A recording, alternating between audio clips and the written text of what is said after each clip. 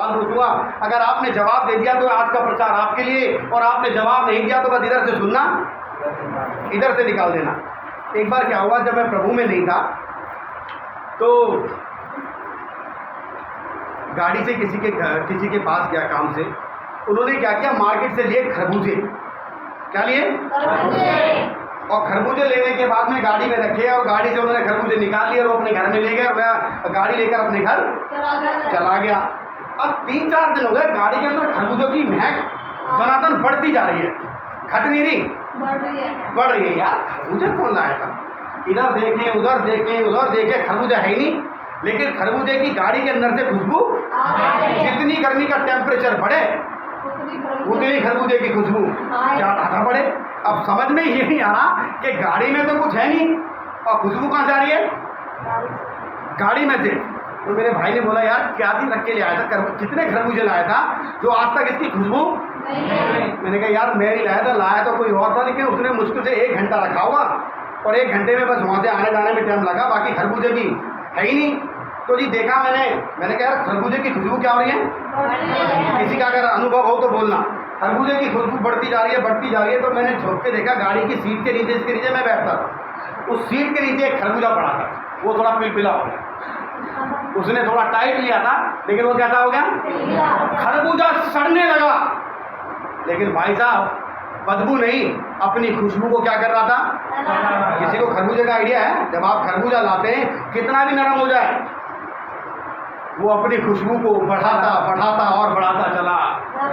आप बोलिए, खुशबू को बढ़ाता चला। वही तरबूजा और वही कद्दू हो तो सिवा बदबू के।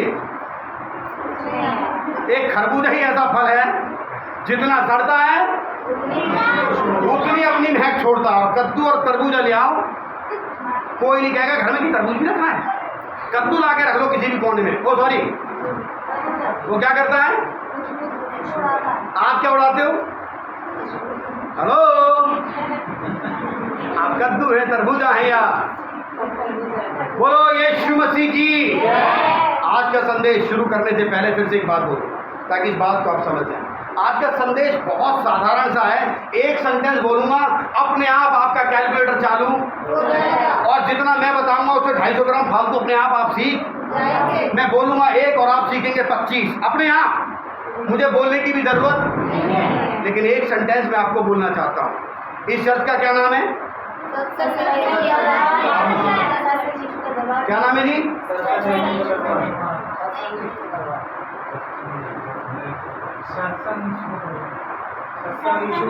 आवाज धीरे से, कोई सुन ना ले।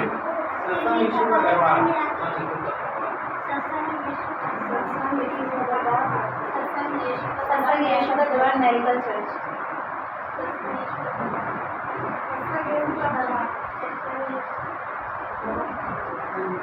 इतना धीरे धीरे बोलते हैं, कोई मार के पत्थर फेंक रहा हो। क्या है?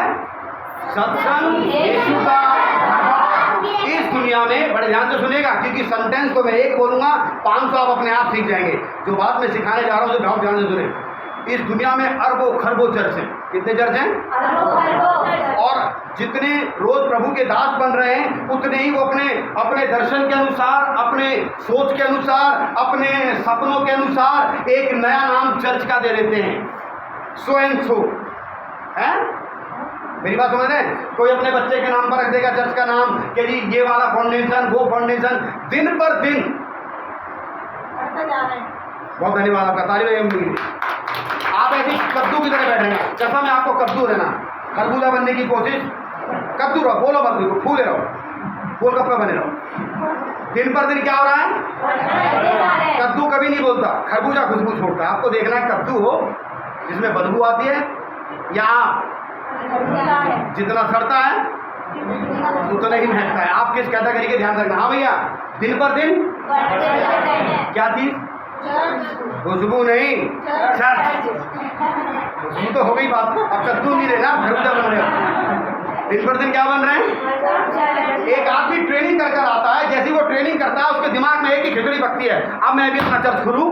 अब मेरे चर्च का नाम होगा तंदूर गरम वाला। ये अपने अपने क्या है लोगों के, सही है गलत, अपनी अपनी थ्योरी है। और लोग ये वाली आत्मा का चर्च, ये वाला ऐसा भूत निकालने वाला चर्च, अभी हमने पहले हमारे चर्च का नाम था सत्संग यीशु का। प्रॉफिट विजेंद्र सिंह से मिले तो हमारे ऊपर एक और आत्मा ने काम किया, बोला सत्संग यीशु दरबार मेरे कल, लेकिन नाम क्या है, सत्संग यीशु का दरबार। और ये कितने साल पहले शुरू हुआ था? ये शुरू हुआ था सन 2000 में। कब शुरू हुआ था? रजिस्टर्ड कराया, बैप्टिज्म सर्टिफिकेट चलवाए, शादी का सब कुछ कराया, सब कुछ लीगल तरीके से गवर्नमेंट के खाते में लिखाया गया, सत्संग यीशु का। और इस नाम को चलते चलते चलते चलते कितने साल हो गए? 22 साल हो गए सर।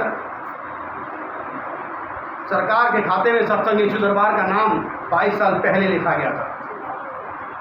इस चर्च का क्या नाम है? इसमें जाने कितने लोग आए, कितने चले गए और कितने आएंगे, कितने चले जाएंगे, पर ये नाम जब तक हम हैं तब तक रहेगा। और जो चले गए वो भी इस चर्च को भूलने वाले। हाँ, कभी हम भी सत्संग यीशु दरबार में जाया, सही कह रहा हूँ नहीं? आज उन्होंने अपने दर्शन के अनुसार को अपना चर्च शुरू कर दिया, अपनी सेवकाई शुरू कर दी।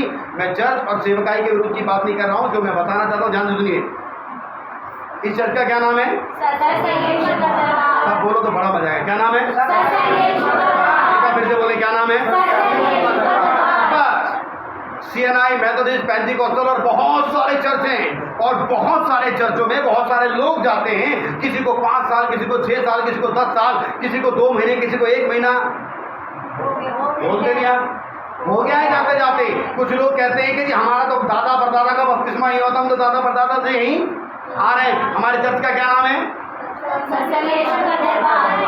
बहुत ठंडे दिमाग से जो पूछने जा रहा हूं उसका जवाब देना, थोड़ी देर पेट में रखना, दिमाग में सोचना, फिर बोलना। आपके चर्च का क्या नाम है? एकदम मत बोलना ना, रोको, पेट में रोको, पेट में रोको, मुंह बंद करो, ये घुमाओ थोड़ी देर। कहीं जल्दबाजी में कुछ और बोल गए तो जो वचन में प्रचार करने जा रहा हूँ वो गड़बड़ कर जाएगा। खूब सोचो ठंडे दिमाग से, जबरदस्ती नहीं है कि आप यहाँ पर आए हो तो कहो कि चर्च किस, क्या नाम है चर्च का? इसका नाम तो सत्संग यीशु दरबार था, है और रहेगा। आप किस चर्च के हैं ये आपको सोचकर जवाब देना है। कई बार याद सुनिए, क्योंकि मैं अपना टॉपिक शुरू करने में थोड़ा टाइम लूंगा। कई बार लोग यहाँ भी जाते हैं, वो मेरे पीछे पीछे बोलो कद्दू हो गया, उसको छोड़ो। कई बार और कई बार चलते ही रहते। कद्दू क्या है? उनका बैंगन है। क्या नाम है इनका? हम तो इन्हें कद्दू कह रहे थे, कद्दू भी नहीं है। क्या है? तुम्हें पता है पत्थर हो जाते हैं मुँह से। लोग कहते हैं बीज वाला मकान, कद्दू नुकसानदायक है, वो सॉरी बैंगन शादी भी करता है। तो कोई कभी कम लगाकर बोलो तो आपकी समझ आएगा। कभी झुंझुना वाले बाबा, कभी नाचने वाले बाबा, कभी झुमकी वाले बाबा, वाले बाबा, हर तरफ भगते रहते हैं, क्योंकि उन्हें अपने घर का मालूम नहीं है। यीशु ने कहा मेरी भेड़ें मेरे शब्द को पहचानती है। आपसे पहले पूछना चाहता हूँ, ठंडे दिमाग से हाथ उठाकर सोचकर बोलना, जबरदस्ती मत बोलना प्लीज। कोई दबाव, कोई मैं आपको बोल दूंगा स्वा के फूक जाओ, ऐसा कुछ भी नहीं होगा। मेरे पास ऐसी कोई पावर नहीं है कि मैं आपको बोलूँ स्वा तो आग जल जाए, ऐसा कुछ भी नहीं। आपके चर्च का नाम क्या है? जो इस चर्च के थे वो हाथ उठाए, जबरदस्ती मत उठाना। जो सिर्फ इस चर्च के, कल को आपको मेरी जरूरत पड़े तो मुझे पता होना चाहिए कि आप सत्संग यीशु दरबार के सदस्य हैं। आप वो वाले तो नहीं हो? बोलो बोलो बोलो, कभी यहाँ जाओ, कभी वहाँ जाओ। बोलो बोलो बोलो। अरे उनका तो दिमाग खराब है। यीशु मसीह तो और यहाँ क्या के लिए आए? अपने घर पे ही बैठ रहे। जब यीशु मसीह हर जगह है तो घर पे ही रहो ना यार। आप पादरी को क्या बनाने आते हो पता है? उल्लू। और आपको बताता हूँ, एक फायदा करते हो, पादरी दिन में तो देख ही लेता है, लेकिन जब आप उसे उल्लू बनाते हो तो उसे रात में भी दिखाई। हेलो, आप ही डबल पावर आपसे ही आती है। आप पादरी को क्या बनाते हैं? उल्लू। अपना उल्लू सीधा करते थे, क्या सुविधा करते हैं? अपना उल्लू। लेकिन आपने एक फायदा कर दिया उसे उल्लू बताकर। पहले तो वो दिन में ही देखता था, अब रात में 4 गुना देख रहा है। आपको अच्छे से शीशे में उतार लिया है कि आप अपना उल्लू सीधा करने जो उल्लू बनाने आए हैं। फिर से पूछूंगा, आप इस चर्च के मेंबर हैं?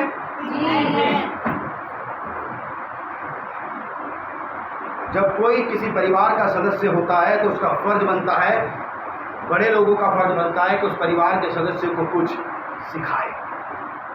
क्या करें? सिखाए। मैंने अभी थोड़ी देर पहले कहा, अगर मेरा बच्चा बदमाशी करता है तो आप उसे कुछ कैसे सिखाएं? अनुशासन की छड़ी से। बोलो यीशु मसीह की। तो आज मैं सिर्फ जो इस चर्च के सदस्य हैं, फिर से हाथ उठाएं, जबरदस्ती मत उठाना प्लीज। आप अगर वो वाले हैं, बोलो यार, कभी यहाँ, कभी वहाँ, कभी वहाँ, कभी हम लगा के नहीं बोल रहे आप। कभी यहाँ, कभी वहाँ, कभी तो ये आपके लिए नहीं है। तो जो संदेश मैं बांटने जा रहा हूं वो आपके लिए। फिर से क्लियर सुन लीजिएगा, एक बार फिर से बोले, फटाफट बोलेंगे। कभी यहाँ, कभी वहाँ, कभी यहाँ, कभी वहाँ। तो ये संदेश आपके लिए नहीं है, ये तो सिर्फ इस परिवार के लिए है। जो इस परिवार के क्या हैं? जो इस परिवार के क्या हैं? जो इसे अपना परिवार समझते हैं, ये संदेश सिर्फ आज उनके लिए है। और जो यहाँ मैंने पिछली बार चर्च के ग्रुप में वीडियो डाली थी पिछले संडे की, किसी को सुनी थी? किसी ने सुनी? ये है इस परिवार के सदस्य। हमारे घर में क्या हो रहा है, आग लग जाए, हमें क्या मतलब?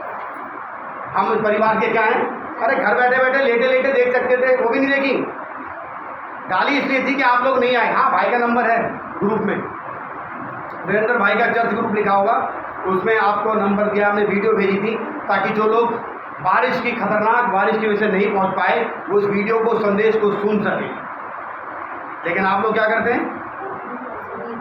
सुनिए, क्योंकि हमारा तो काम है ना। कभी, धन्यवाद, जोर से बोले, कभी कभी यहाँ। हाँ। तो परमेश्वर ने ऐसे आदमी से पूछा, तू कहाँ गया था? बोला मैं तो यहाँ वहाँ। बताओ वो कौन था?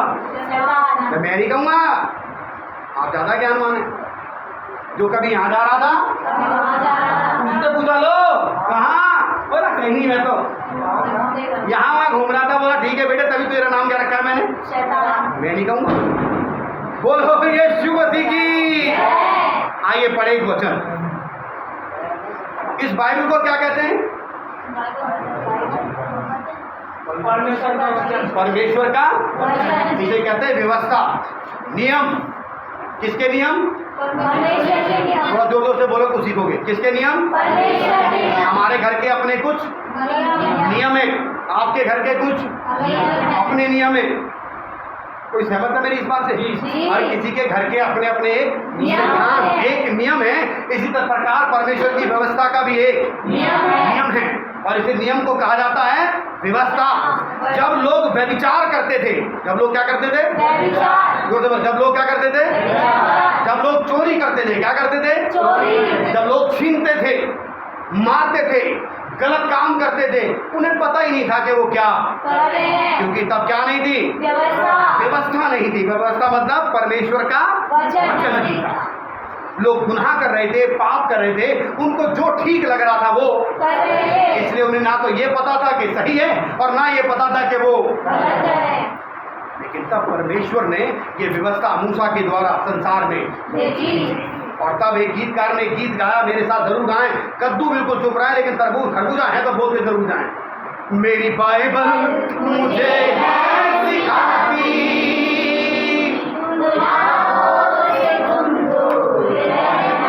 ऐसे हो गया जैसे किसी पत्थर मार मार के चिल्ला रहे, सुनने का। मेरी बाइबल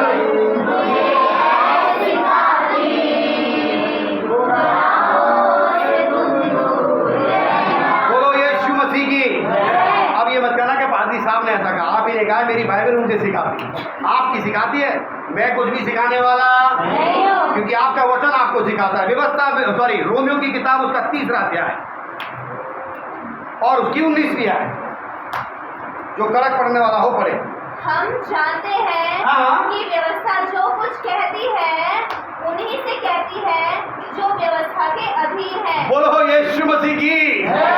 परमेश्वर का वचन, इधर देखिए, इधर देखिए, परमेश्वर का वचन उन्हीं से बातें करता है जो परमेश्वर को मानते हैं। मेरी बात समझे? फिर से पढ़े बेटा, कोई कड़क। रोज पढ़ना जानते हो? कब पढ़ते हो? घर में? यहाँ पढ़ो। अच्छा, तब तक उसी पकड़े रहोगे, बीच में कोई दूसरा छूने नहीं है, ठीक है? ये मलाकी ही पढ़ेंगे। कोई और पढ़े? तुम भी वही हम पढ़ोगे। हम जानते हैं कि व्यवस्था तो कुछ कहती है, वह व्यवस्था जो कुछ कहती है उन्हीं से कहती है जो व्यवस्था के अधीन है। बस किसके अधीन है? व्यवस्था के अधीन। अभी वीरेंद्र भाई कह रहे थे कि भाई जो परमेश्वर के वचन में ऐसा लिखा है, परमेश्वर का वचन ये सिखाता है, तो जो लोग किसको मानते हैं? व्यवस्था के वचन को परमेश्वर को मानते हैं, वो इस वचन को भी मानते हैं। क्योंकि ना तो ये आपने लिखी, किसने लिखी है? परमेश्वर ने। कई बार कुछ लोग बाइबल को अपने मतलब से पढ़ते, सिर्फ जो उनको अच्छा लगता है वो सही, और जो उनको ठीक नहीं लगता वो गलत। ये सही नहीं, ये तरीका उनका अच्छा नहीं है, क्योंकि उन्होंने उतने अपने मतलब की बाइबल पढ़ ली। तो लिखा है परमेश्वर का वचन सिर्फ उन्हीं लोगों के लिए है जो परमेश्वर को मानते हैं। जब तक आप पूरी बात बोलोगे नहीं, मैं खड़ा रहूंगा। अधीन रहते हैं, व्यवस्था के अधीन। अच्छा, अब व्यवस्था को हटा के सीधी बात करें, परमेश्वर का वचन उन्हीं के लिए है जो परमेश्वर को मानते हैं। जो परमेश्वर को, जो परमेश्वर को मैंने कहा आप इस चर्च के मेंबर है तो आपने बोला हाँ, तो इसका मतलब कल को आपको चर्च से संबंधित कोई बात होगी तो मैं साथ में आपके खड़ा रहूंगा। आपके घर में शादी हो, जन्मदिन हो, जीना हो, मरना हो, बच्चे की स्कूल के सर्टिफिकेट में कोई चर्च का पेपर लगना हो तो उसे कौन लगाएगा? सत्संग यीशु का। और अगर आप यहाँ के भी हैं, वहाँ के भी हैं, तो लोग समझ जाएंगे भाई इसको तो कहीं ना कहीं 4-5 तो बनवाई नहीं है इसने, तो यहाँ से ही बनी वहाँ से बन जाए, तिकड़ाबाजी आदमी है, क्योंकि वो कहीं का भी यहाँ लिखा है व्यवस्था उन्हीं के लिए है, परमेश्वर का वचन उन्हीं के लिए है जो परमेश्वर के वचन के अधीन है। कितने लोग परमेश्वर के वचन से ऊपर चलते हैं और अधीन कितने हैं? सोच के उठाना कि क्या फंसने वाले हो। परमेश्वर के वचन के अधीन कितने हैं कि जो वचन कहता है वो हम करते हैं, और कुछ ऊपर है, हम क्यों करें? ये नए नियम में ऐसा लिखा है और पुराने नियम में अरे पुराने नियम में अगर व्यवस्था का नाम ना होता तो नए नियम में भी अटैच नहीं होता। अच्छा, जब यीशु मसीह ने क्रूस पर खून बहा दिया तो हमारा काम खत्म। यीशु मसीह इसलिए आया ताकि लोगों के जीवनों में बदलाव और सुधार होना चाहिए। अब मैं आपको एक चीज बताऊं, बहुत ध्यान से सुनना। यीशु मसीह को सूली पर चढ़ाया क्यों गया था, कोई जानता है?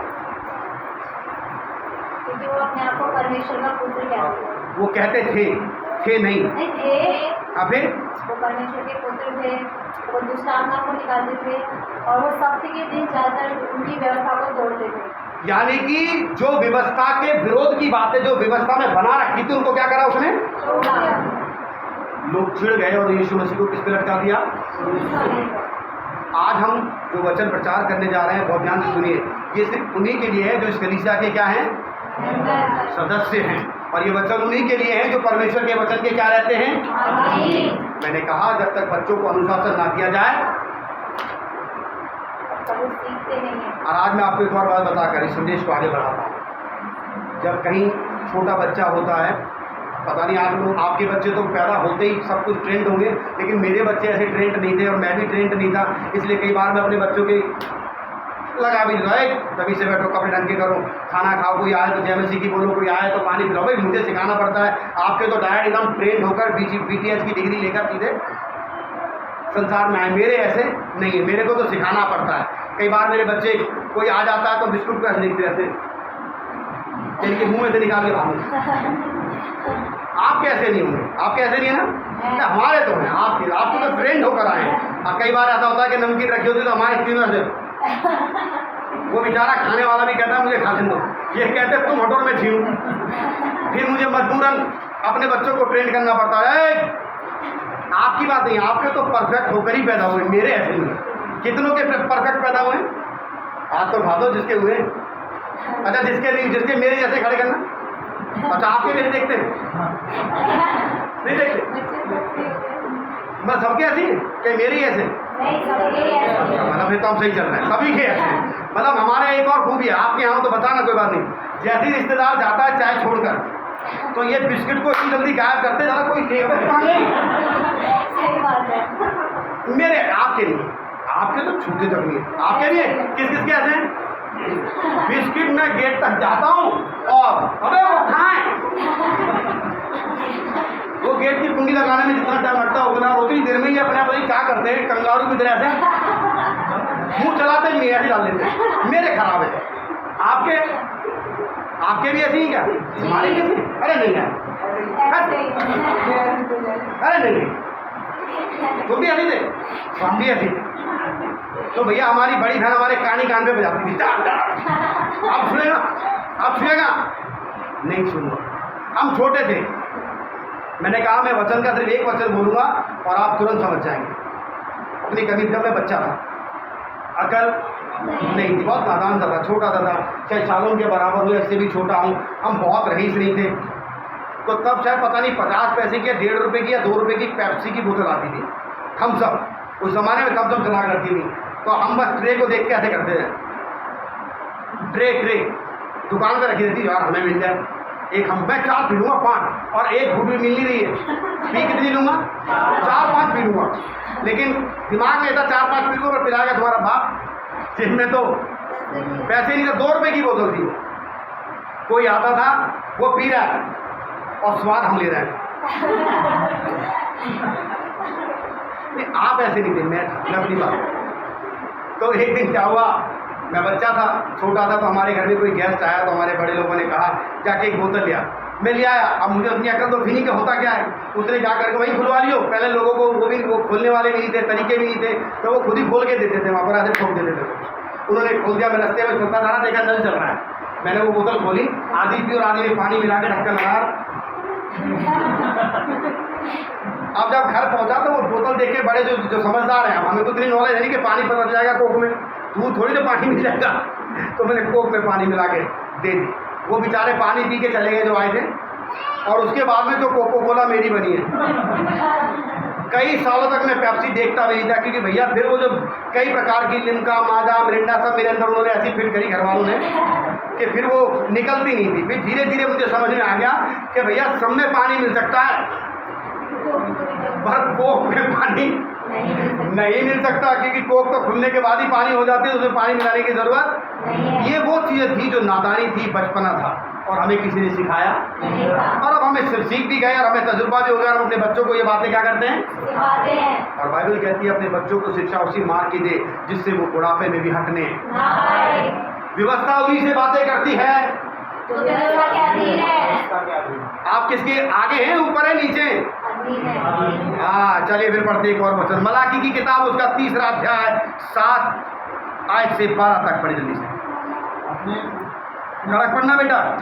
अपने प्रभाव के दिनों से तुम लोग मेरी विधियों से हटते आए हो। रोहित पढ़ बढ़िया रहे, पर आवाज कम है। और उनका पालन नहीं करते। तुम अपने बाप दादाओं के समय से परमेश्वर के वचन से हटते आए हो और उनका पालन नहीं करते। तुम मेरी ओर फिरो और मैं भी तुम्हारी ओर फिरूंगा। जी, सेनाओं का यहोवा का यही वचन है। हाँ, परंतु तुम पूछते हो हम किस बात से फिरें? जी, क्या मनुष्य परमेश्वर को धोखा दे सकता है? हाँ, और देखो तुम मुझको धोखा देते हो, और तो भी पूछते हो हमने किस बात से तुझे लूटा है?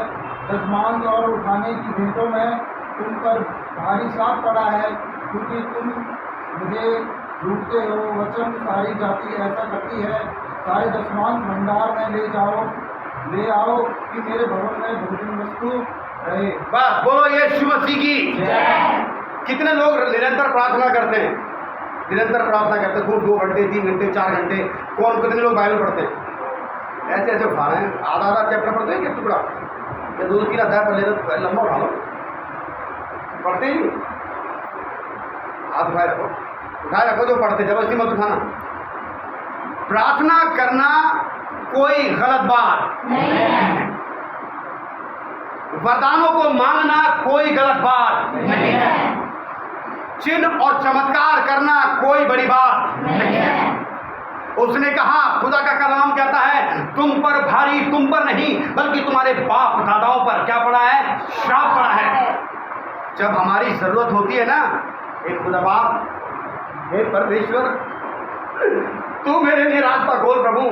अगर नौकरी नहीं लगी तो मकान का किराया नहीं जाएगा प्रभु, नौकरी नहीं लगी, बच्चों की फीस बोलते नहीं, बड़ी दिक्कत है, नहीं जाएगी प्रभु। आज कहीं से इंतजाम नहीं होता, बड़ी दिक्कत हो जाएगी। ओ मेरे परमेश्वर, तू रास्ता खोल, रास्ता खोल प्रभु। कहीं से 50 पैसे, 1 रुपया, 2 रुपया कहीं से दे दे प्रभु, 38 कुछ तो दे दे वाले। ऐसे मांगते हो यार? खुदा बाप, तुझे मालूम है 15,000 रुपये मकान का किराया है, 10,000 रुपये स्कूल की फीस भरनी है प्रभु जी, और बैंक वाला मेरे घर आ गया जो गाड़ी उठाने की धमकी दे रहा है, 8,000 उसकी भी किस्त देंगे परमेश्वर, सब मिला जुला के 50,000 रुपये का बजट है प्रभु, कहीं से रास्ता खोल। अबे भीख मांग रहा, छीन रहा है। हेलो, पल्ले नहीं पड़ी। तुम्हारा बजट कितने का है? 50,000 थोड़ा जोर से बोलो भाई, धीरे बोलो, थोड़ा जोर से बोलो। कितना बजट है? 50,000। आप मांग रहे हो या छीनने का प्लान है?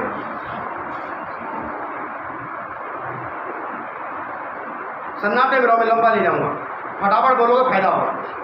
आप मांग रहे हो या छीन रहे हो? तो इसीलिए उसने कहा आपके लिए, क्या तुम मुझे धोखा दे सकते हो? तुम्हारे पुरखे भी नहीं दे पाए मुझे तो धोखा। हेलो, उसने कहा, जब तुम्हारा बजट बनता है, ओ परमेश्वर तू जानता है मुझे अल्ट्रासाउंड कराना है प्रभु, और अल्ट्रासाउंड 800 रुपए का, दवाई 300 रुपए की, और डॉक्टर की फीस 500 रुपए, कुल मिलाकर 1400-1500 रुपये हो गए प्रभु, कहीं से इंतजाम कर दो प्रभु। हेलो, तुम मांग रहे हो के? अरे बोलो भाई, कैसी घट रहे हो? मैंने कुछ नहीं बोला।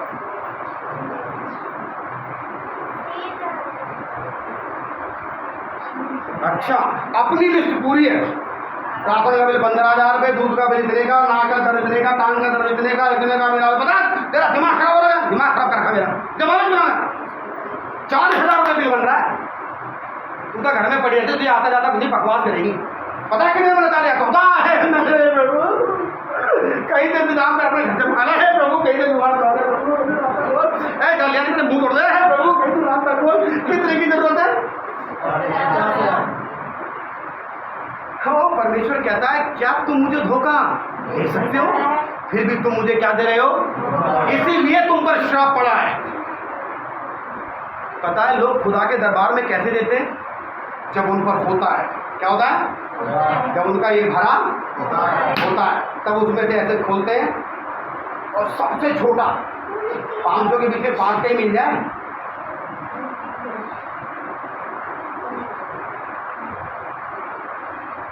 खुदा से छीन लिया, खुदा से क्या किया? छीन लिया। और खुदा को दिया क्या? भीख। भिखारी को कभी आपने 500 का नोट दिया है? अरे जोर से बोलो यार,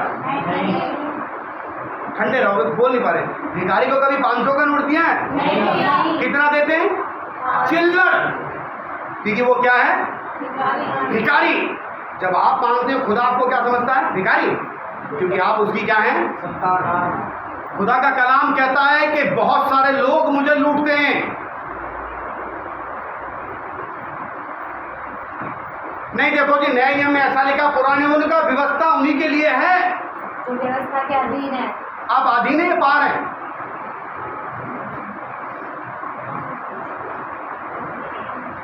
ये दोनों बेटियां यहाँ बैठी हैं, अगर ये सच बोल पाए तो, ये सच बोल पाए तो, मैं तो सच बोल रहा हूँ। हम बराकर गए तो अब पता नहीं जिंदगी में दोबारा मौका मिलेगा कि नहीं, ये खुद नहीं पता, लेकिन अगर गए तो हमें ट्रेन का किराया भी अपनी जेब से भरना है। सही? जोर से बोलो, हाँ ना? सही? रास्ते में जो चाय पीनी है वो भी जोर से, अपने आप अपनी जेब से, अपनी जेब से ही। अपनी जेब से। वहाँ जो बराका में दूध, लस्सी, प्याज, टमाटर खा रहे थे, वो किसकी जेब से? पंखे की हवा खा रहे थे, वो किसकी जेब से? अपनी जेब से। उस जेवम जाम में भी फिर उन्होंने कहा, एक जमीन उन्होंने खरीदी, और खरीदने के बाद उन्होंने कहा इसमें इतने पैसों की क्या है? जरूरत है। जो बच्चे वहाँ पढ़ रहे हैं, काम नहीं कर रहे, वो नौकरी छोड़कर गए हैं, कुछ लोग काम नहीं करते हैं, लेकिन वहाँ गए और उन्होंने प्रचार किया कि अगर आप में से कोई प्रभु की राज्य के लिए बोना चाहता है तो परमेश्वर बढ़कर देगा, घटी होने। ये बिल्कुल सत्य है जी, ये बिल्कुल सत्य है, जो परमेश्वर के राज्य में होता है उसे कभी भी घटी नहीं होती। वो कंगले हैं जो वहां बैठे अभी, क्योंकि काम नहीं कर रहे, लेकिन उनका विश्वास क्या है, बढ़ा। और बहुत सारे लोगों ने, आप लोगों ने भी भरा था क्या? हाँ। नौकरी कर रही हो? नहीं। पापा देंगे? फिर भर कहाँ से दिया?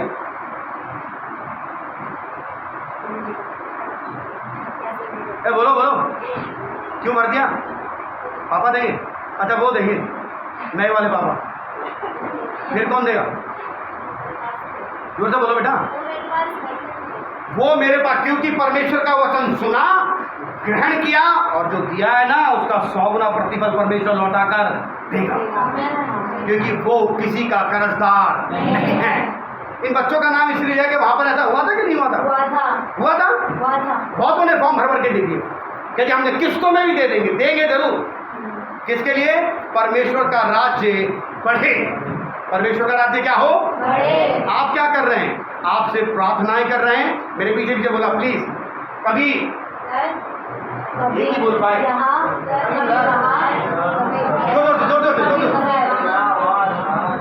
कद्दू मत बनो, क्या बनना है? खरबूजा। कभी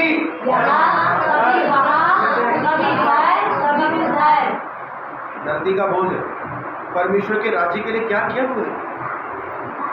परमेश्वर के लिए क्या किया तूने? जब मर जाएगा तो जबरदस्ती पादरी को बुलाना पड़ेगा, और पादरी को भी झूठ बोलना पड़ेगा। खुदा हम विश्वास करते हैं कि ये कहाँ गया है? खुदा कहेगा तेरे बाप का स्वर्ग है क्या?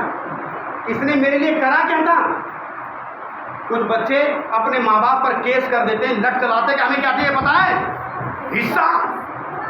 और कुछ बच्चे ऐसा कहते हैं कि जब मैंने अपने बाप को कुछ दिया ही नहीं है तो मेरे लेने का भी कोई अधिकार नहीं। वो उनकी मर्जी है, दे तो भी धन्यवाद, और ना दे तो भी धन्यवाद। उसको लठ मारे दे दो, नहीं तो केस। देखे कभी ऐसे? जी देखे। आप व्यवस्था के अधीन है कि व्यवस्था के ऊपर चल रहे हैं?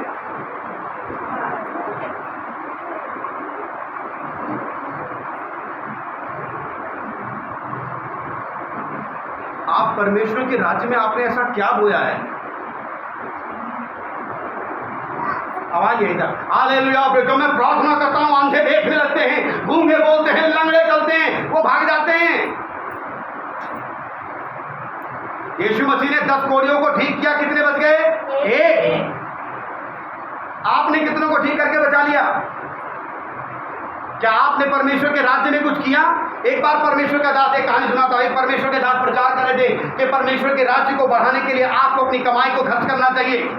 एक नया बिल्कुल देसी गवार आदमी, बेचारा खेती करने वाला, प्रचार सुन रहा था। एक लड़का और उसके पिताजी प्रचार सुन रहे थे। प्रचार खत्म हुआ, एक हफ्ते के बाद पादरी साहब विजिट करने के लिए गए तो देखा वो खेत में हल जोत रहा है। कौन?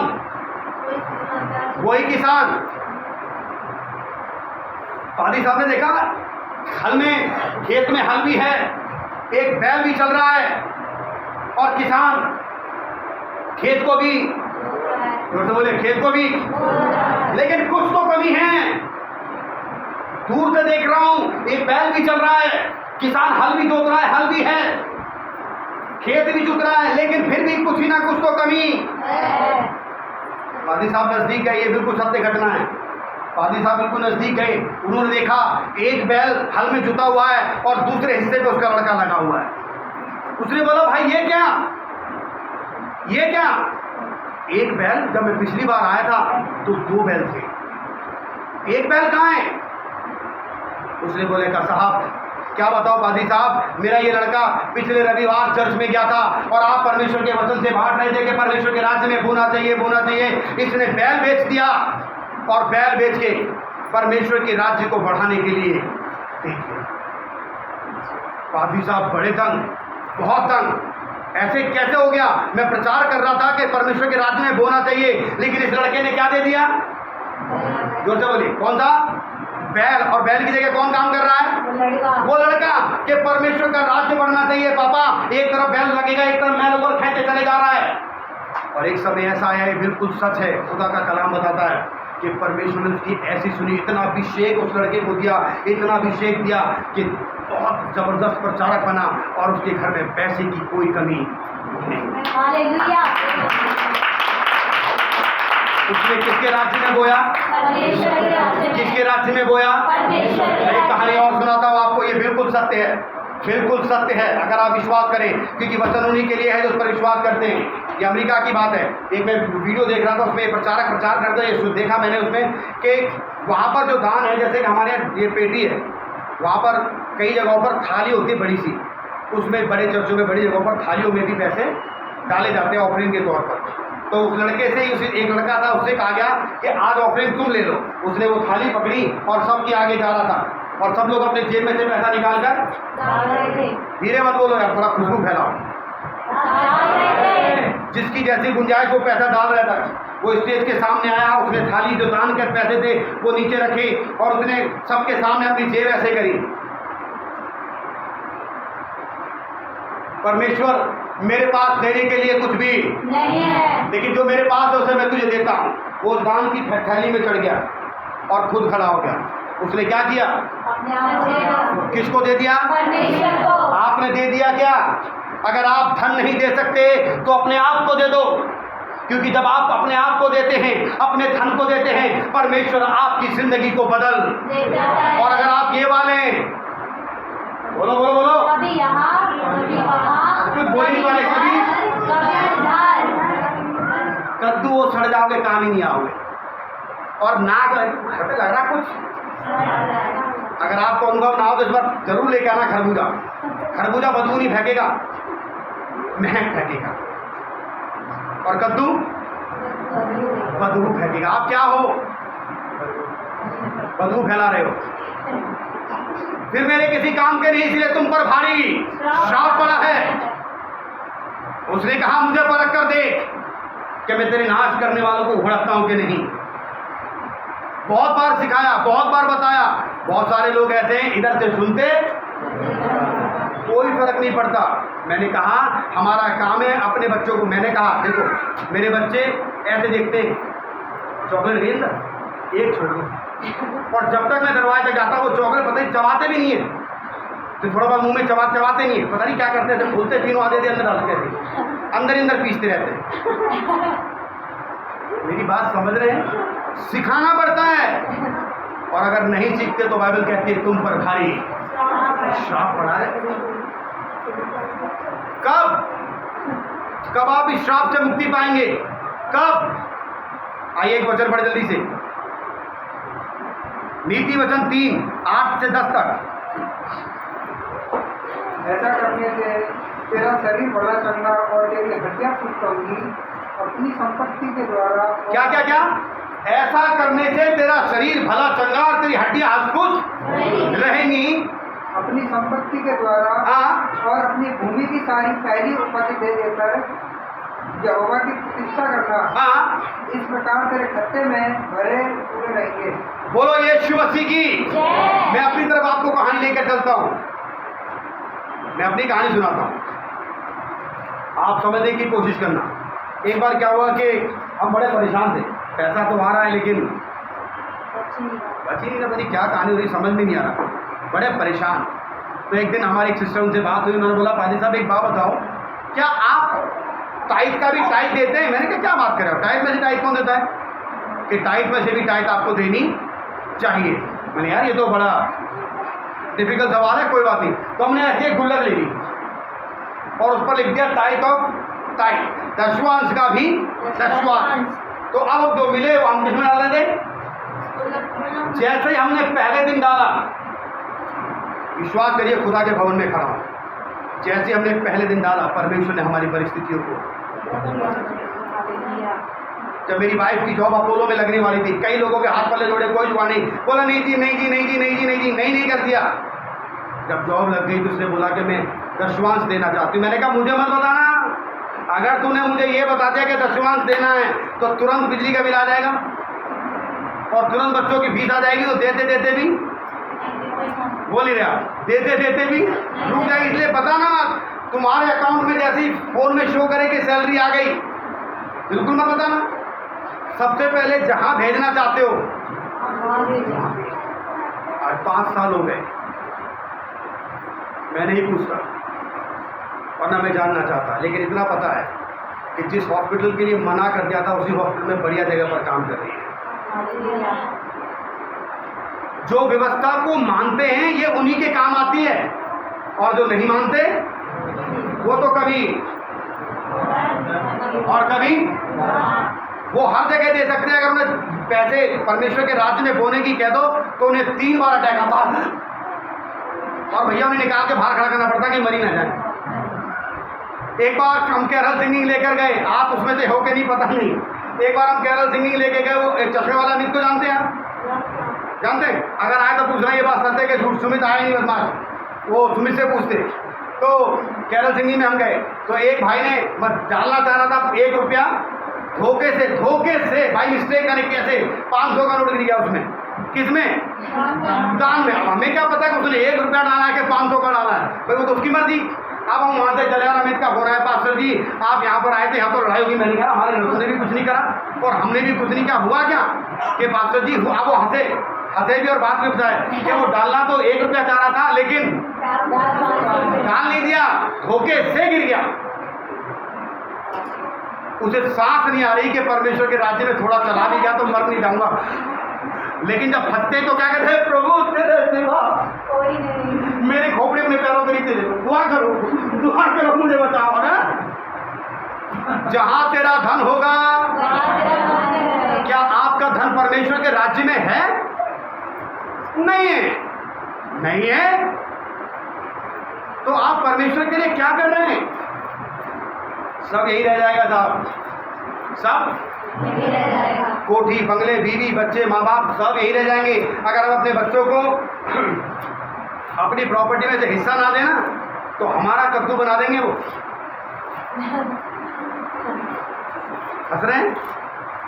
अगर हम अपने बच्चों की वैसी जैसी हो जाते, पापा मैं तो शादी में रथ पे ही चढ़ूंगा, अगर रथ नहीं मंगाया तो ट्रॉली तुम्हारी जरूर बनाएंगे अगली बार। कि जब हमने कहा था रथ मंगाओ तो रथ तो नहीं मंगाया, अब तुम्हें ट्रॉली पे ले जाएंगे। मनुष्य जो बोता है वही काटता है। आइए एक वचन पढ़े जल्दी से। हग्गे भविष्यवक्ता किसको मिला था? पढ़िए बेटा 1 से 2 पहला अध्याय 2 से 11 तक। सेनाओं का यहोवा यह कहता बहुत है। जोर से पढ़ो बेटा। सेनाओं का यहोवा ये कहता है। ये लोग कहते हैं हाँ, कि यहोवा का भवन बनाने का समय नहीं आया है। क्या नहीं आया है? समय नहीं आया है। परमेश्वर के भवन को सजाना अच्छी बात। इधर देखो, इधर देखिए। ये लोग कहते हैं परमेश्वर के भवन को सजाना अच्छी बात। आपकी तो बोलती बंद हुई बढ़िया। बोल निकल दुष्ट आत्मा। अब बोलो। परमेश्वर के भवन को सजाना अच्छी बात है। नहीं, वो ये कह रहा है, ये कहते हैं है कैसे? फिर से पढ़ो। सेनाओं का यहोवा यह कहता है। स्वर्ग का परमेश्वर यूं कहता है। ये लोग कहते हैं कि यहोवा का भवन बनाने का समय नहीं आया है। परमेश्वर का घर बनाने का समय नहीं आया है। फिर यहोवा का यह वचन हाँ। आगे भविष्यवक्ता के द्वारा पहुंचा। हाँ, क्या तुम्हारे लिए अपने छत वाले घरों में रहने का समय है, हाँ, जबकि यह भवन उजाड़ पड़ा है? बोलो यीशु मसीह की। लोग अपने घरों को सजा रहे हैं।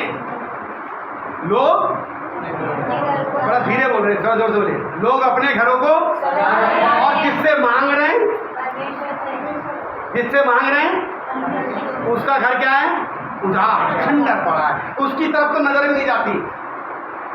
पढ़े आगे। इसलिए अब सेनाओं का यहोवा यह कहता है। हाँ, अपनी चाल चलन पर ध्यान करो। किस पर ध्यान करो?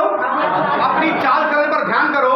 तुमने बहुत बोया परंतु थोड़ा काटा, पर थोड़ा मिला है। तुम खाते हो हाँ, परंतु पेट नहीं भरता। तुम पीते हो परंतु प्यास नहीं बुझती जी। तुम कपड़े पहनते हो परंतु गर्माते नहीं, और जो मजदूरी कमाता है वह अपनी मजदूरी की कमाई को छेद वाली थैली में रखता है। पता नहीं क्या बात हुई जी, कमाते तो बहुत हैं पर बचता नहीं है। बचेगा कैसे भैया? क्योंकि तुमने चोरी कहां से की है पता है? परमेश्वर के भवन से। मलाकी की किताब उसके 3रे अध्याय की जो टॉपिक है, पता उसका टॉपिक क्या है? 10वें अंश की चोरी। तो मैंने बहुत पहले गीत बनाया था, इसका रीमिक्स है, असली गीत कुछ और है और जो मैंने बनाया वो कुछ असली गीत तो ये है। एक बार मेरे साथ गाइए और समझने की कोशिश करिए। शोले शोले शोले रूह की आग के, गाइए ना, शोले शोले शोले,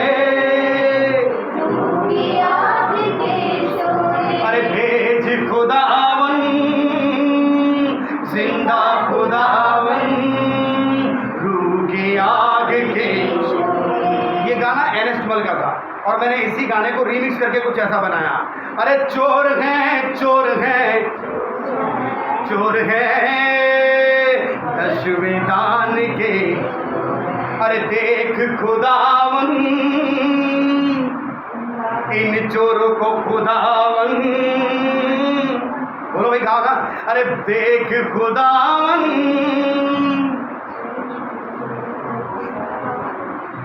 मैं अपनी बीती बात बताऊंगा, आपकी नहीं, आप तो परफेक्ट पैदा हुए, मैं तो गलती का पुतला हूँ। मेरा एक भाई था, वो पता नहीं कौन से भगवान की पूजा करता, मुझे नहीं पता, भगवान की पूजा करता था। तो वो पूजा करने के बाद में कुछ पैसे चिल्लड़ और पता नहीं क्या थी, बताते उसके नीचे डाल देता था, केले के नीचे। पता नहीं कौन सा भगवान, केला भगवान है कौन सा, केले देखिए पूजा जी सुनिए कभी ऐसा कभी सुना आप लोगों ने कि केले के पेड़ के नीचे कुछ रख देते हैं? तो हमारा भाई क्या करता था कि मैं वो चिल्लड़ जो था पूजा करता था और वो कुछ बतासे भी और चिल्लड़ भी डाल दिया करता था। और उस जमाने में हम सिगरेट बहुत पीते थे, तो हम खिड़की से देखते थे कि क्या पूजा करने, और वो पूजा कर रहा है और क्या डाल रहा है, चिल्लड़। बेटे चला चलते था जुआर बनी 2 सिगरेट की, क्योंकि वो क्या कर रहा है, वो भगवान पे चढ़ा रहा है और हम जाते और उसे उठाते और अपने किस पे चढ़ा रहा है वो। ये बात बीतते बीतते बड़ा लंबा समय होगा, एक दिन उसे पता चल गई कि इधर मैं चढ़ा कर आता और ये जाके लिहाते। और तो जी डांट तो पड़ी। बहुत सालों के बाद पहली बार बाटा का जूता पहनने को मिला मुझे, पहली बार। तो बार बार जूते को ही देखूं, किसका जूता है, पहली बार मिला ना भाई, तो बार बार उस जूते में नजर जाओ, चलूंगी थोड़ी स्टाइल में कि बार बार जूता नजर आएगा, हम जूते में। तो साहब यहाँ पर एक खान मार्केट में एक चर्च है मदर मैरी का, पहन कर गई थी जूता। वो तो शुक्र था कार से गए, वरना बड़ी बेइज्जती होती। तो जी कार रोकी तो वहाँ जूता उतार के अंदर घुसना पड़ता है, तो जूता रैक में रखा, हम गए, प्रार्थना करी, वापस आए, जूता गाए।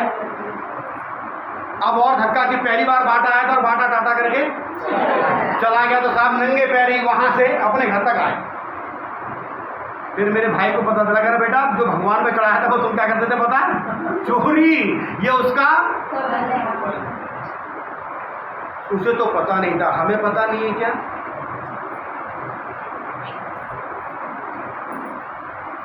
आइए एक वचन को पढ़ेगा, थोड़ा जल्दी कर रहा हूं इसलिए। उत्पत्ति की किताब 4 अध्याय 2 से 7।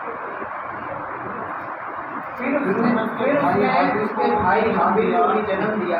रुकिए, आदम के 2 बच्चे पैदा हुए। कितने बच्चे पैदा हुए? 2। कैन और हाबिल जी। फिर उसने एक और बच्चे को जन्म दिया। हाबिल भेड़ बकरियों को का चरवाहा बन गया, हाँ परंतु कैन भूमि पर खेती करने वाला किसान बना जी। कुछ दिनों के पश्चात कैन यहोवा के पास भूमि की उपज में से कुछ भेंट ले आया, और हाबिल भी अपनी भेड़ बकरियों की कई एक पहलौठे बच्चे भेंट चढ़ाने के लिए ले आया। एक मिनट रुकिए, इस वाक्य में क्या है? बड़ा भाई, सेंटेंस क्या है? कुछ का मतलब है बचा कुचा। कौन सा लाया? सब बोलो भाई, आप खरबूज क्या लाया था? सब बोलो कौन सा लाया था? और हाबिल कैसा लाया? सारे पहलौठे। और जो सारे पहलौठे लाया, परमेश्वर ने उसकी भेंट को क्या किया? आप कौन सा लाते हैं? बचा कुचा या पहलौठा?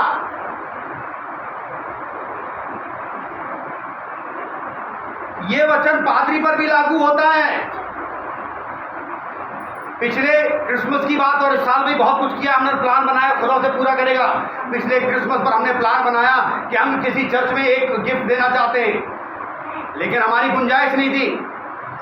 हमने अपने बच्चों के कपड़े रोक लिए, हमने अपने परिवार के कपड़े रोक लिए कि क्रिसमस पर हम कपड़े नहीं बनाएंगे, लेकिन उस चर्च में इस चीज़ की ज़रूरत है हम देंगे। और हिम्मत नहीं थी, हैसियत नहीं थी, औकात नहीं थी, वैल्यू नहीं थी, लेकिन कमिटमेंट किया था कि देंगे। तो बस जान लड़ो के पेट अंदर, सांस रोक ली। बच्चे थोड़ी मानते हैं, जब बच्चे बिस्कुट को देखते हैं तो नए कपड़े भी। और हर माँ बाप ये सोचता है कि हम तो फटे पुराने में भी चल जाएंगे, लेकिन बच्चे हमारे चमकने चाहिए। लोग हमें देखकर नहीं कहते कैसे कपड़े पहन के आ गए, बच्चों को देखकर कहेंगे देखो बच्चों को नहीं ला सकते थे तुम। तो जो हमने अपने बच्चे भी पेट के अंदर और हम भी पेट के अंदर चुपचाप हो गए, किसी तरीके से हमने दे दिया, किसी तरीके से दे दिया। जिसके यहाँ क्या उसने दिल खोलकर दुआ करी, दिल खोलकर धन्यवाद किया परमेश्वर ने, परमेश्वर का शायद उसने दिल खोलकर हमें आशीर्वाद दिया। और जब उसने आशीर्वाद दिया, सिर्फ 2 महीने के अंदर एक मोटरसाइकिल और एक कार ली। ये बात मैंने पिछले साल भी बताई थी आपको, बिना पैसे के। पैसा नहीं था साहब। परमेश्वर आपके देने के हृदय को जानता है, परमेश्वर देने वाला है। आप कहते हैं हम राजाओं के राजा की क्या हैं, हम उसकी क्या हैं, संतान। वहां पर आया गया था जैसे वो परमेश्वर है वैसे हम भी क्या हैं, वो परमेश्वर देना जानता है और हम सिर्फ क्या जानते हैं, अरे आप परमेश्वर नहीं हो सकते। परमेश्वर क्या करता है, देता है, और कहता है लेने से देना ज्यादा भला है। सोच कर देखिए कि आपने परमेश्वर के राज्य में क्या बोया है। बस दुआएं। याकूब की किताब में ऐसा लिखा है कि अगर कोई भूखा हो और तू उसके लिए प्रार्थना कर दे कि तेरा पेट भरा रहे, तो ऐसी दुआ से कोई फायदा नहीं। कोई ठंड में कुकड़ रहा हो और तू दुआ कर दे कि खुदा बाप तुझे गर्म कर दे, वो कहता है जो शरीर के लिए जरूरी था वो कपड़ा तुझे देना चाहिए था। ऐसी दुआ से कोई फायदा नहीं। क्या आप परमेश्वर के राज्य में हो रहे हैं? बहुत सारे लोग, ध्यान से देखिएगा मेरी तरफ, प्रभु हम कर्जे में, परमेश्वर हमारे घर में ऐसा काम होने वाला है, प्रभु हमें इस चीज की जरूरत है, प्रभु मार्ग खोलो, रास्ते खोलो, रोते रहो, पूरी रात चिल्लाते हैं और परमेश्वर रास्ता। लेकिन जब परमेश्वर की बारी आती है तो कभी, अरे बोलो भाई, कभी और कभी आप किधर, हेलो आप किधर। आप मुझे धोखा दे सकते हो, मैं आपको धोखा दे सकता हूं, लेकिन क्या आप और मैं मिलकर परमेश्वर को धोखा नहीं दे सकते। तरक्की पाना चाहते हो? तरक्की का फल जानते हो? बाइबल कहती है कि बूंद, संसार में एक कहावत है ना कि बूंद बूंद करके भी घड़ा भरता है। आपकी बूंद इकट्ठी हो रही है क्या? किराए पे कौन कौन रहता है? तो भी किराए पे हो? सबके सामने बता दिया, हाथ ऊंचा करो, कौन कौन किराए पर है? आपसे पूछ रहा हूं, आप रहो उस मकान में और किराया हमें दो, ऐसा हो सकता है? क्यों? अरे यहाँ आते हो तो तुम यहाँ देना चाहिए। भैया कहाँ रहते हो आप? जोर से बोलो भाई, कहाँ पे? नहीं पुल पार करके, तो उस मकान मालिक को पैसा ना देकर इनके मकान मालिक को दे दो, किराया चल जाएगा क्या? क्यों? वीरेंद्र भाई आप किराए पे रहते हैं क्या? अपना है आप? तो यह बढ़िया, ये बढ़िया, ये बढ़िया है। तो आपकी तनख्वाह मुझे मिल जाएगी क्या? क्यों? हम विश्वासी नहीं है, पादरी नहीं है। बहुत सारे लोग जाते कहीं हैं और बिल भरते कहीं। ये लॉजिक समझ नहीं आया। मतलब शादी करेंगे किसी और से, विदा होंगे किसी, नहीं समझ में आई बात, फिर से बोलेंगे, शादी करेंगे किसी, तब मैं बोलो शादी करेंगे किसी और विदाई होगी किसी। तो सही चल रहे हो आप। मेरी भेड़े मेरे शब्द को पहचानती हैं। आप पहचान रहे हैं क्या? बहुत सारे लोग तो क्रिसमस तक आएंगे नहीं, जनवरी में ही आएंगे। बहुत सारे लोग आज के बाद सिर्फ जनवरी में ही आएंगे।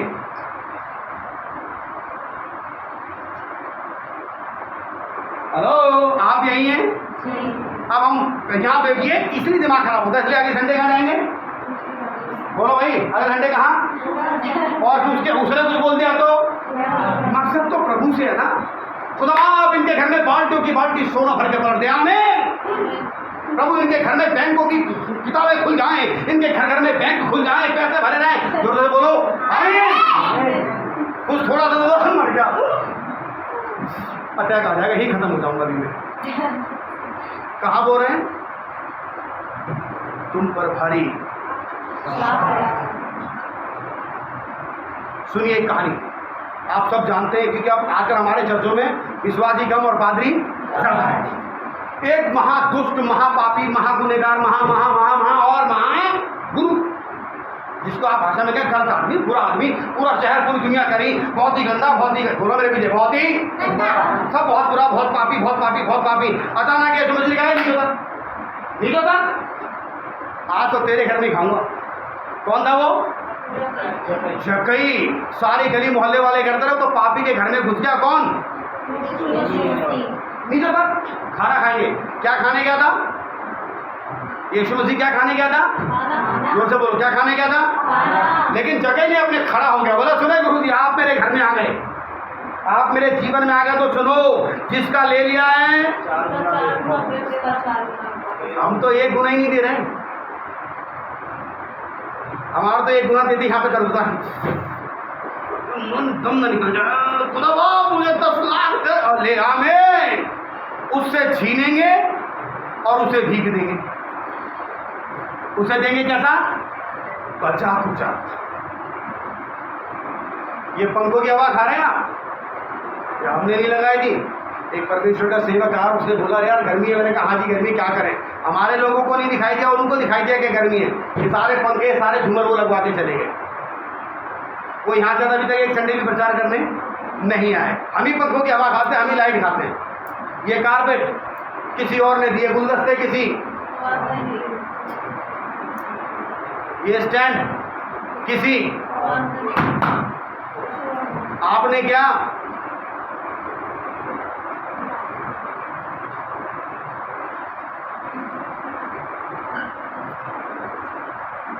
आइए क्वेश्चन पढ़े जल्दी से। कौन सा पढ़े थे अभी? यूहन्ना उत्पत्ति 4, यूहन्ना 12, 3 से 6 जल्दी से पढ़े कोई। रोहतान तुम घर पढ़ोगे यार, एक भी नहीं पढ़ा। तब मरियम ने जटामासी का आधा सेर बहुमूल्य इत्र लेकर, बस रुकना बेटा, एक मिनट रुकना। ये कहानी सबको मालूम है, देखिए आज मैं एक ऐसे हीरो को मिलाता हूँ, एक ऐसे हीरो को मिलाऊंगा, आप बताना कि आप वहां पर कहीं फिट हो रहे हो, तो बोलोगे नहीं तो मजा नहीं आएगा। इसमें आपको एक ऐसे हीरो से मिलाऊंगा, इसमें आपको ये बताना है कि आप इसमें फिट हो रहे हैं कि नहीं। मैं तो देखे भैया, मैं तो ध्यान से, जटामासी का इत्र कहते हैं उस जमाने में बहुत महंगा था। एक आत्मा, हालेलुया, धन्यवाद धन्यवाद, 24 घंटे यीशु मसीह के साथ रहने वाला चेला भी था। पढ़िए बेटा फिर से करा। तब मरियम ने जटामासी का आधा सेर बहुमूल्य इत्र लेकर जी यीशु के पांव पर डाला और अपने बालों से उसके पांव पोंछे जी, और इत्र की सुगंध से घर सुगंधित हो गया जी। परंतु उसके चेले में से यहूदा इस्करियोती नामक एक चेला, जो उसे पकड़वाने पर था, कहने लगा, यह इत्र 300 दिनार में बेचकर कंगालों को क्यों न दिया गया? बस रुक जाइए, क्या कह रहा है चेला? ये बिक जाता, बर्बाद कर दिया यीशु मसीह के पैरों में डालकर, ये बिक जाता तो कंगालों के काम। कितना अच्छा सोच रहा है, कौन? कितने अच्छा दिमाग, आत्मिक है ना, छोटा मोटा थोड़ी किसके साथ रहता है? यीशु मसीह के साथ रहता है। आत्मिक आदमी, आत्मा से भरा हुआ, स्वयं परमेश्वर जिसके साथ रह रहा है, वो क्या कह रहा है? बताओ इसकी कैसी बात मारी गई? यीशु मसीह के पैरों पर इतना महंगा इत्र डाल दिया, अरे इसे बेच के तो कंगालों के काम आ जाता। उसे ये नहीं पता था सृष्टि करता परमेश्वर बैठा। पढ़िए जरा। उसने यह बात इसलिए नहीं कही कि उसे कंगालों की चिंता थी, परंतु इसलिए कि वह चोर क्या था? चोर था। नजर थी दान में क्या आ रहा है?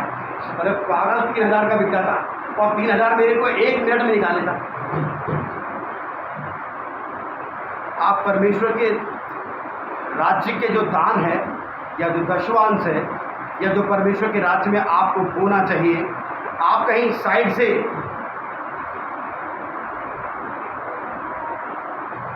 बोलते नहीं, आप थोड़ा जोर से बोले। साइड से जेब में तो नहीं डालो डालो डालो।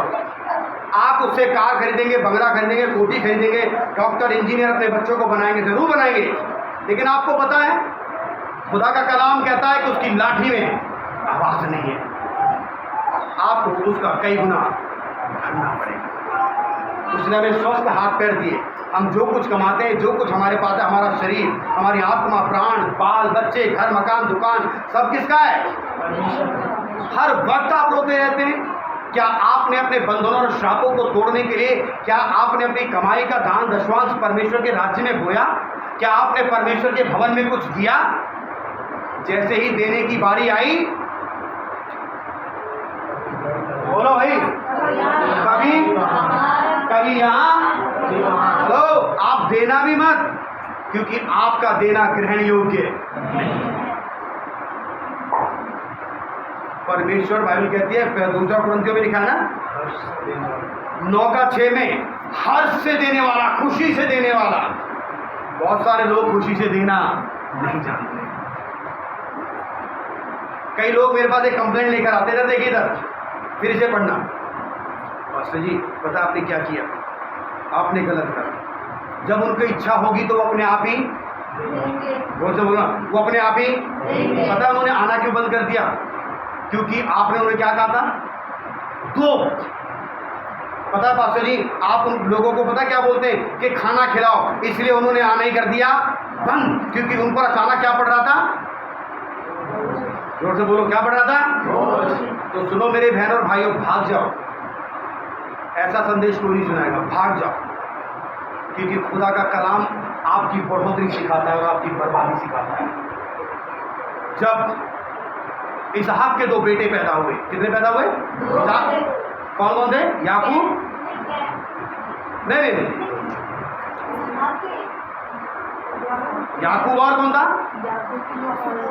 यशा क्या था? एसाव। सुनिए, वो लोग जो खाने के नाम से भाग जाते हैं, पता है पास्टर जी,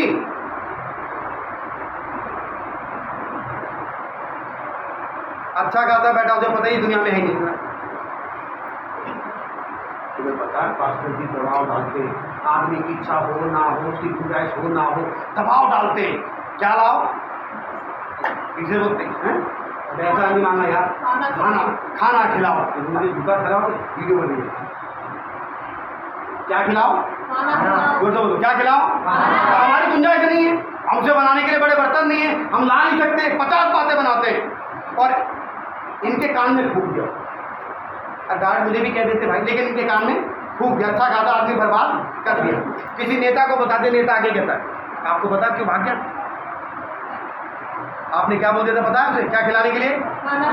अरे उनकी कंडीशन खराब है, खराब रहेगी भैया। मैंने तो उनकी कंडीशन को ठीक करने के लिए बोला था।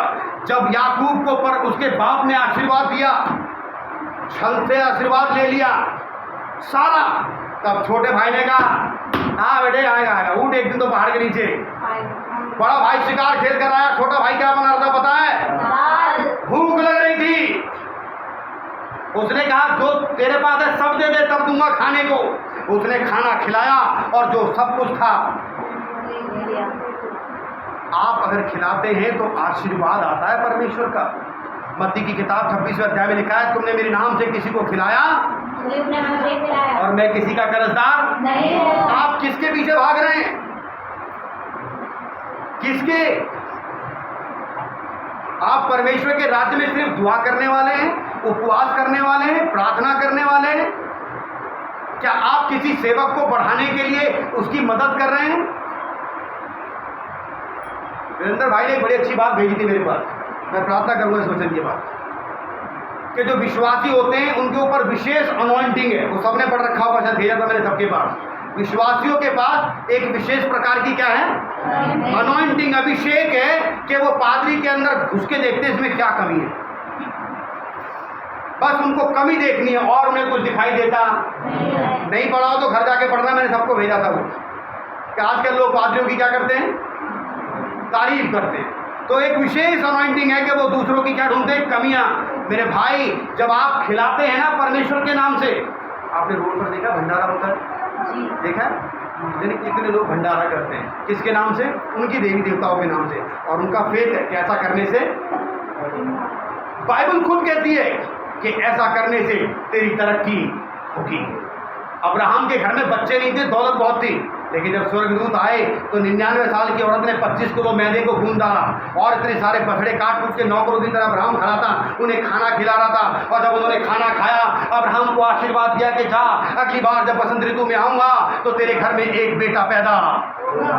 दुआ करने से नहीं, खर्च करने से। आवाज नहीं भैया? मर जाएंगे पर हम भैया चमड़ी दे सकते हैं। और खुदा कहता है मैं तेरी चमड़ी को भी दमड़ी से ऐसे बिछेड़ दूंगा, ऐसा चिपका दूंगा कि तू दमड़ी दमड़ी को घूमता फिरेगा। वो देना जानता है। आप परमेश्वर के राज्य में क्या कर रहे हैं साहब? हन्ना बच्चे पैदा नहीं थे, उसके घर में बच्चे नहीं होते थे, लेकिन मंदिर में आकर कहने लगी खुदा अगर तू मुझे बेटा दे तो वो बेटा मैं तुझे दे दूंगी। छोटा बच्चा पैदा हुआ, परमेश्वर के दास ने कहा जा, यहोवा तुझे मुंह मांगा क्या दे? ओ खुदा ने वर दिया, एक बेटा पैदा हुआ और कुछ महीनों के बाद में वो बच्चे को छोड़कर चली गई। कहाँ? परमेश्वर के मंदिर में। इसका मतलब ये हुआ कि वो मंदिर में देते ही उसके और भी बेटा बेटी पैदा हुए थे। आप खर्च करते 1000, खुदा 10,000 देगा। आप 10 करते खुदा 1,00,000 देगा, क्योंकि आप पादरी को नहीं परख रहे, परमेश्वर को परख रहे हैं। और परमेश्वर किसी का भी कर्जदार। आप दुआ अच्छी करते होंगे, आप गीत अच्छे गाते होंगे, पर ऐसी दुआ ऐसे गाने से क्या फायदा? एक जगह बाइबल में लिखा है, छोटी छोटी बातें करके खत्म कर रहा हूँ। एक जगह बाइबल में लिखा है कि बहुत सारे लोग, भीड़ की भीड़ आ गई यीशु मसीह के पास। यीशु ने लोगों को परखने के लिए कहा तुम्हारे पास कुछ खाने के लिए है? सबके एंटी में था, किसी ने नहीं निकाला। एक छोटा बच्चा कहता हाँ जी मेरे पास है। नाम नहीं आया, पर क्या आया? एक बच्चा। आपका नाम है क्या? नहीं, हम अच्छा गाते हैं, हम बजाते हैं। गाने बजाने वाले हो सिर्फ, कर्म कुछ नहीं। कुछ बोलिए ना। एक गीत अंतरे को गाते और दुआ करते हैं। जो भी मैं कर रहा हूँ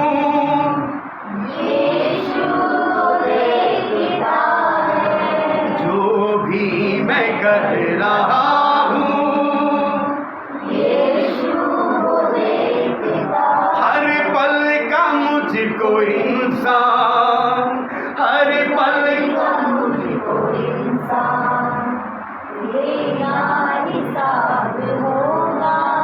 इंसाफ का तराजू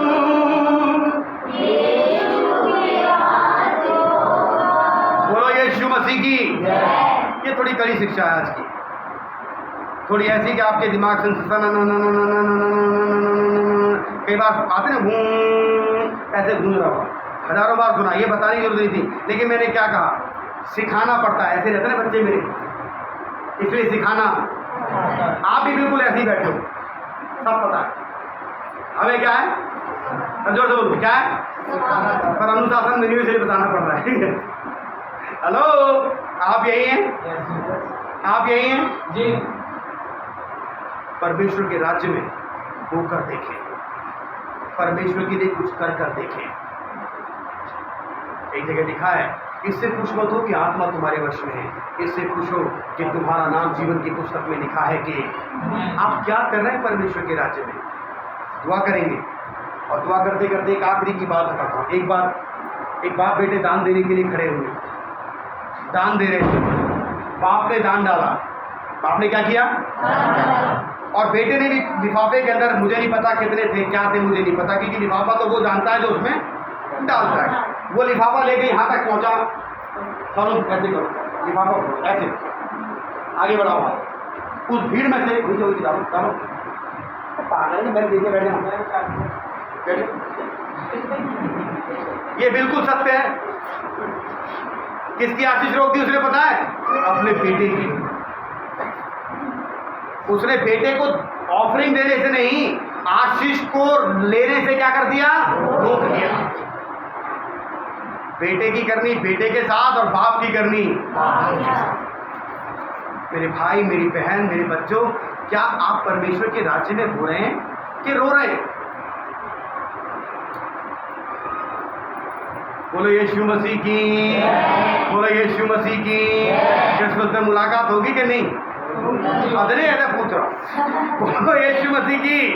आइए अपने स्थानों पर खड़े हो जाएं और मेरे साथ इस गीत को गाएं और हम प्रार्थना करेंगे। सब लोग अपने स्थानों पर खड़े हो जाएं, मिलकर इस गीत के अंतरे को गाएंगे। अभिषेक मेरा किया, मुझको है बदल दिया, मेरे सिर पर तेल मला चंगा किया। अभिषेक मेरा किया, मुझको है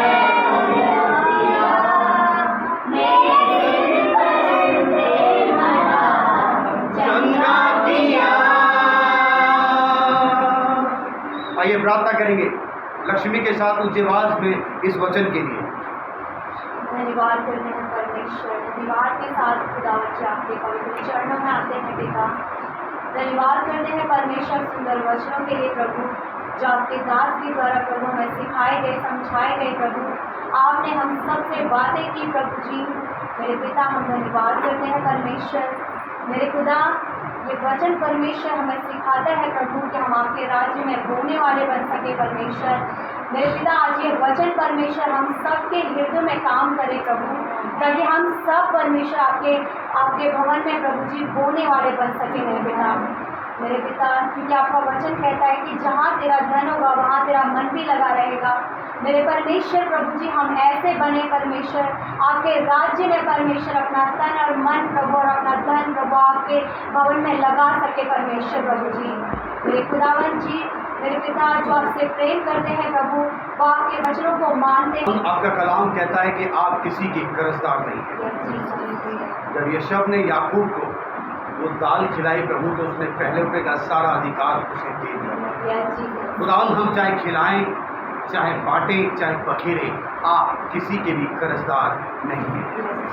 आप एक एक को बड़ी आशीष और बड़ी बरकत दें। जो आए उन्हें आशीष दें, जो नहीं आए उन पर आपका अनुग्रह सदा बना रहे। हम अनेक के लिए प्रार्थना करते हैं प्रभु, जब आपका बेटा खुदावन आपके वचन के अध्ययन के द्वारा वापस जब कल घर लौट रहा है प्रभु, तो रास्ते में आप उसकी सुरक्षा सहायता करें। और उन्होंने प्रभु जब वो यहाँ पर आए तो एक अद्भुत अभिषेक के साथ इस्तेमाल होने का, जो उसके दर्शन है, जो उसकी गुप्त की प्रार्थना है, वो हाँ और आमीन में पूरी हो जाए। तो बहुतों के जीवन के लिए बहुत ही आशीष का कारण बने।